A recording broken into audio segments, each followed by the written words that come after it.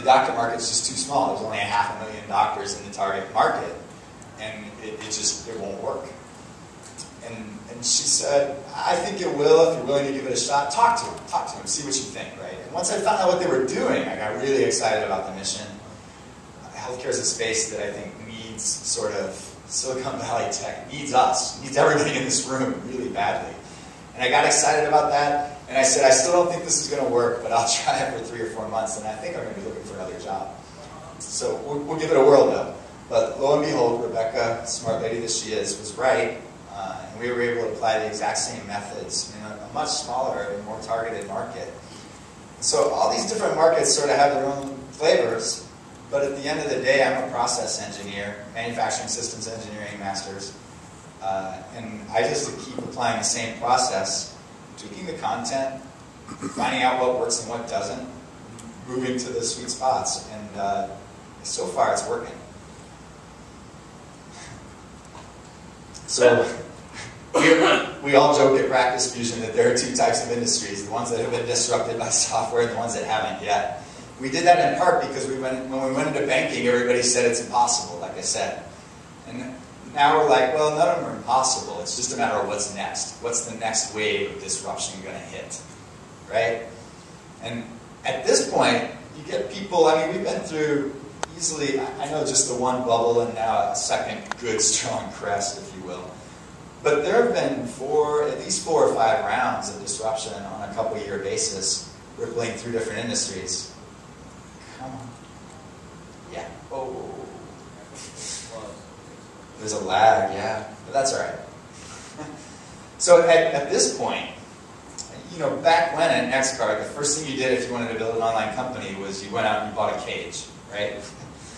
But at this point, you know, we've got ladders. We don't have to pick the low-hanging fruit anymore. We've built a lot of the infrastructure needed to spin a company up really quickly. And so you can do things much faster and much cheaper than you could back when. And so I'm glad to see that wave hitting health tech. If I go through the application lifecycle management, you know, tools for everything from analytics and A/B testing. I've got some of my current company tools. Jira for QA and testing. Confluence for requirements management, collaboration. Amazon Web Services and Rackspace. We just heard a little bit of cloud talk a minute ago. But there are tools for almost every piece of the application lifecycle.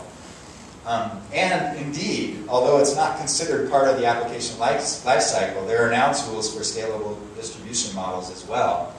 And they work in any industry, just like the tools that I've listed up here. And it's making disruption a lot more accessible. Some of the channels that we've started to use everywhere now, I mean, these were built for consumer. And when you're working with a really big consumer target market, you've got 20 or 40 million, it's the low-hanging fruit of using these tools. And it allowed us to go out and hone these and sort of tune them. But now you can work with a much more targeted market. And in fact, I can say you can go after a target market of about 500,000 doctors and the same tools work. How small will it go? I don't know yet. I was talking to somebody in here earlier that was after large hospital networks. I know there's not 500,000 of those. Maybe the tools aren't ready for that yet. I don't know. Timing's everything, right?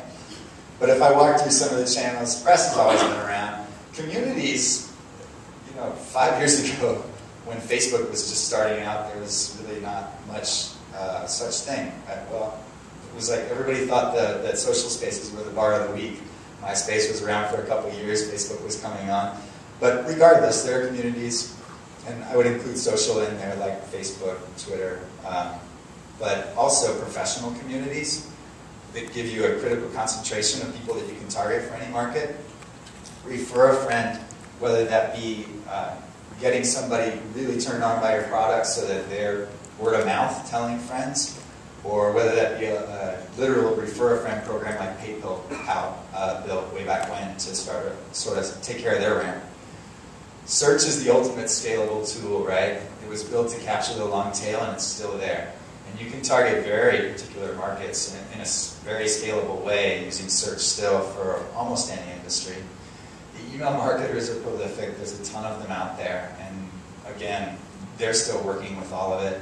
I know professional societies that have been around for a long time, like the Cleveland Clinic, have targeted email lists that you can advertise and get in front of, as well as every professional society that's out there. So all of these tools are available for a whole lot of markets, including healthcare.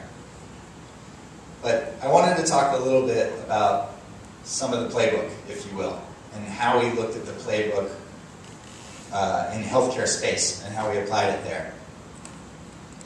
Wait for it, right? All right, yeah. So one piece of the playbook is just don't ignore distribution, right? A lot of people say there are three things you need to do to build a successful startup, successful company. It's technology, product, and distribution.